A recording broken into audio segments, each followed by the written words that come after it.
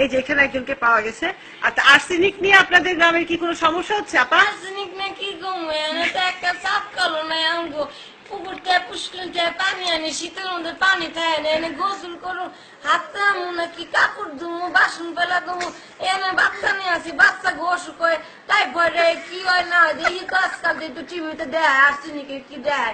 চাপ করতে আমগো না, একটা সরকারে যদি আইসা আমগো একটা চাপ করে দেয়, তাই তো হয় একটা সবাই মিলেমিশে একটা যে পানি খামু, ওইটা তো করতেছি না। আমগো জামাই যায় সারাদিন কামে, আমরা কেন পানি ফুটামু রান্না করুন না, বাচ্চারে দিয়ে গেদারে নিয়ে আসি 24 ঘন্টা, ভাল লাগে না, কি করুন না করুন, খেত দেখতে হয়, ধান শুকা দিতে ধান উঠা, কত কাম কত কাজ, আমগো কাজ আছে না, কাজ করি না আমরা, এর মধ্যে কি সময় আছে এই সব কিছু করার? তার মধ্যে এখন আপনারা এই শরীর খারাপ হয়ে যাবো, বাচ্চার অসুখ বিসুখের একটা ওষুধ, আবার ওষুধ আনো, ওষুধের টাকা লাগে না, টাকা তো আমরা তো গরিব মানুষ, টাকা কতটা 2-3-4 টাকায় পাই,